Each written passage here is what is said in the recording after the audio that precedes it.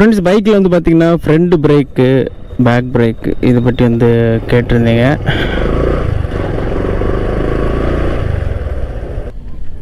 Hi friends, welcome back to the channel. ரொம்ப நாள் ஆச்சு வீடியோ போட்டு. அண்டு நம்ம ஃப்ரெண்ட்ஸ் வந்து கேட்டிருந்தீங்க, இதில் எந்த பிரேக் வந்து அப்ளை பண்ணணும், ஃப்ரண்ட் பிரேக்கா பேக் பிரேக்கா அப்படின்னு சொல்லி கேட்டிருந்தீங்க. ஸோ ஃப்ரண்ட் பிரேக் வந்து பார்த்திங்கன்னா வலது பக்கத்தில் இருக்கிற எந்த லிவர் தான் வந்து பார்த்திங்கன்னா ஃப்ரண்ட் பிரேக் அப்படின்னு சொல்லுவாங்க. அந்த இடது பக்கத்தில் இருக்கிறது கிளச்சு, அப்புறம் இங்கே இது வந்து பார்த்திங்கன்னா பேக் பிரேக்கு. ஸோ ரெண்டு பிரேக்கும் வந்து பார்த்திங்கன்னா ரொம்ப இம்பார்ட்டண்ட் தான். ஆனால் அது எங்கே பயன்படுத்தணும், எப்படி பயன்படுத்தணும், அதை பொறுத்து தான் வந்து நம்ம கீழே விழாமல் தப்பிக்கிறது. மேக்ஸிமம் வந்து பார்த்திங்கன்னா ரொம்ப பவர்ஃபுல் பிரேக் அப்படின்னு சொன்னாச்சுன்னா வந்து பார்த்திங்கன்னா ஃப்ரண்ட் பிரேக்கை தான் சொல்லுவாங்க. ஏன் அப்படின்னா நம்ம பிரேக் அப்ளை பண்ணும்போது நம்ம முன்னே போவோம், அதுக்கப்புறம் பைக்கோட வெயிட்டை முன்னே போய் நல்ல ஒரு க்ரிப்பு கிடைக்கும். பைக்கு ஸ்டாப்பிங் பவர் வந்து ரொம்ப அதிகம். அண்டு பேக் பிரேக் வந்து அந்த அளவுக்கு இல்லை ஃப்ரண்ட் பிரேக் கம்பேர் பண்ணும்போது. ஸோ ரொம்ப எஃபிஷியண்ட்டானு சொன்னால் ஃப்ரண்ட் பிரேக் தான். ஆனால் அதை பயன்படுத்தும் போது ரொம்ப கேர்ஃபுல்லாக பயன்படுத்துகிறோம். அப்புறம் அதே மாதிரி பிரேக் அப்ளை பண்ணுறது வந்து பார்த்திங்கன்னா இப்படி தான், இப்படி நம்ம இப்படி பிடிக்கக்கூடாது. ஸோ இந்த ரெண்டு கரல் வந்து பார்த்திங்கன்னா இதில் வைக்கணும். மீதி வந்து பார்த்திங்கன்னா இப்படி தான் வைக்கணும். இந்த மாதிரி தான் பிடிச்சிக்கணும். நீங்கள் இந்த கை கீழே, இந்த ரெண்டும் இங்கே, இந்த ரெண்டு வரலும் பிரேக் பார்த்தீங்களா, இந்த மாதிரி தான் நம்ம வந்து அப்ளை பண்ணணும். அப்போ தான் கரெக்டாக வந்து பார்த்திங்கன்னா ஆக்சல் ரிலீஸும் பிரேக் பிடிக்கும் கரெக்டாக இருக்கும். இந்த மாதிரி நீங்கள் வந்து கை வச்சுக்கணும். ஓகே, இந்த ஃப்ரண்ட் பிரேக் வந்து எங்கெல்லாம் பயன்படுத்தக்கூடாது அப்படின்னு பார்த்தீங்கன்னா, இந்த ஸ்லிப்பரியான ரோட்ஸ், தண்ணி இருக்கலாம், இல்லைனா ஏதாவது சேர் இருக்கலாம், இல்லைனா ஏதாவது கிராவல் இருக்கும், அந்த இடத்துல வந்து லைட்டாக ஃப்ரண்ட் பிரேக் அப்ளை பண்ணணும். மீதி உள்ள டைமெல்லாம் பேக் பிரேக் அப்ளை பண்ணணும். எல்லாமே வந்து பார்த்திங்கன்னா கொஞ்சம் மெதுவாக தான் அப்ளை பண்ணணும். அது நம்ம இடத்த பொறுத்து, தேவைப்பட்ட ஸ்பீடு அமைச்சே ஆகணும். ஆனால் அதாவது ரொம்ப ஃபாஸ்ட்டாக அமுக்கணும் அப்படின்னா என்ன ஆகும் அப்படின்னா டயர் ஸ்லிப், வீல் லாக்க டயக்குன்னு நம்ம ஸ்லிப் ஆயிரும், நம்ம கண்ட்ரோல் போயிடும். அதான் ஒரு விஷயம். சார் நான் ஓட்ட உங்களுக்கு சொல்கிறேன்.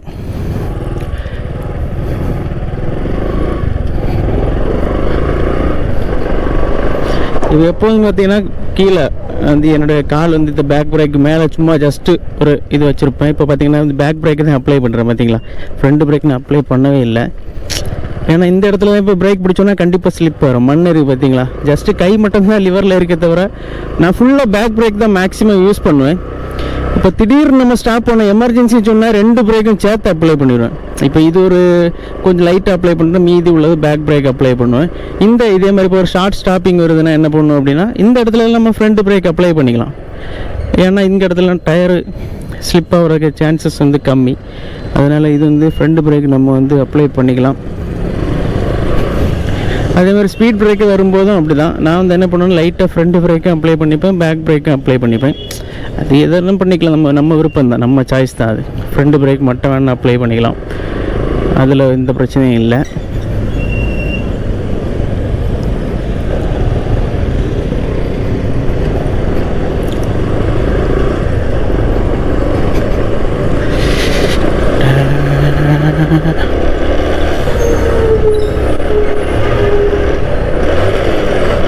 கியர் ஸ்லிப் ஆயிடுச்சு.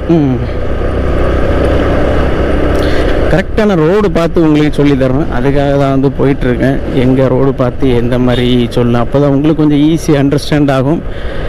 அது மட்டும் இல்லாமல் நம்ம அந்த இறக்கத்துலலாம் வந்து போகும்போது வந்து பார்த்திங்கன்னா மேக்ஸிமம் வந்து நம்ம பேக் பிரேக் தான் வந்து யூஸ் பண்ணோம். ஃப்ரண்ட் பிரேக் வந்து யூஸ் பண்ணக்கூடாது. இறக்கமான ரோடு நான் வந்து காட்டுறேன், அந்த இடத்துலலாம் வந்து பேக் பிரேக் தான் வந்து யூஸ் பண்ணணும். இப்போ நம்ம ஒரு இந்த இடத்துல ஒரு டேனிங் வந்து பண்ண போகிறோம், இல்லைனா அது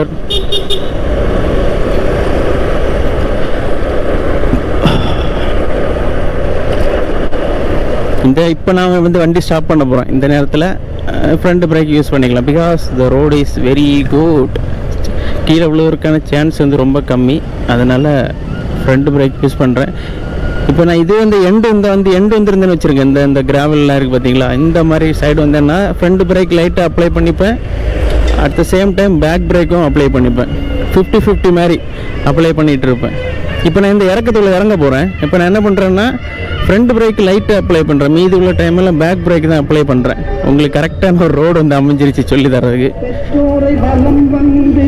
அதாவது நீங்கள் ஒன்று நல்லா புரிஞ்சுக்கோங்க, பேக் பிரேக் வந்து எங்கன்னா திடீர்னு நீங்கள் அமுக்கிறீங்கன்னா எதுவாக இருந்தாலும் கொஞ்சம் பார்த்து கொஞ்சம் ஜென்டிலாக தான் கொடுக்கணும். சடனாக எல்லாம் கொடுத்தீங்கன்னா பாம்பாட்ட மாதிரி நம்ம வந்து டயர் வந்து ஒன்று இந்த பக்கம் போகும் இல்லை இந்த பக்கம் போகும். நம்ம அதை கரெக்டாக கண்ட்ரோல் பண்ணி எடுத்துக்கணும். அந்த மாதிரி நீங்கள் பார்த்துக்கணும். ஏன்னா ஒரு 2 days முன்னாடி அப்படி தான் ஒரு எமர்ஜென்சி சுச்சுவேஷனில் என்ன பண்ணேன்னா பேக் பேக்னா சடனாக வந்து அமுக்கிட்டேன். அதனால் வந்து பார்த்திங்கன்னா டக்குன்னு ஒரு ஸ்கிட் ஆகி வீலு, அதாவது இடது பக்கம் வீல் வந்து இந்த சைடு எனக்கு வந்து வலது பக்கம் போயிடுச்சு. அந்த மாதிரி ஒரு ஸ்கிட் ஆச்சு. நான் இப்படியோ சைடு அப்படி இப்படி கொஞ்சம் அட்ஜஸ்ட் பண்ணி இந்த பக்கம் சாஞ்சு அந்த பக்கம் சாஞ்சு கொஞ்சம் அட்ஜஸ்ட் பண்ணிட்டேன். அதனால் நம்ம எக்ஸ்பீரியன்ஸ்னால் பிரச்சனை இல்லை, மேனேஜ் பண்ணிக்கலாம். அது பிகினராக இருந்தோன்னா கண்ட்ரோல் நம்ம கையை விட்டு போயிடுச்சுன்னா கீழே விழுந்து கிடப்போம். அதுதான் ஒரு பெரிய பிரச்சனை. So at the end of the video நான் சொல்ல வர்றது எப்படின்னா, எந்த டைமாக இருந்தாலும் சரி தான். இப்போ நிறைய பைக்கில் காம்பி பிரேக்ஸ் இருக்குது. ஃப்ரண்ட் பிரேக் மட்டும் அப்ளை பண்ணிங்கன்னா பேக் பிரேக்கும் சேர்ந்து ஒரு டைமில் அப்ளை ஆகிற மாதிரி. எங்கே நீங்கள் பிரேக் பண்ணாலும் சரி தான், ஃப்ரண்ட் பிரேக் லைட்டை அப்ளை பண்ணுங்கள், பேக் பிரேக் லைட்டை அப்ளை பண்ணுங்கள். ஸோ இது வந்து பிகினர்ஸுக்கு ரொம்ப யூஸ்ஃபுல்லாக வந்து இருக்கும். அண்டு அந்த ஸ்லிப்பரியான ரோடாக இருந்ததுன்னா ஃப்ரண்ட் பிரேக் வந்து அப்ளை பண்ணாதீங்க.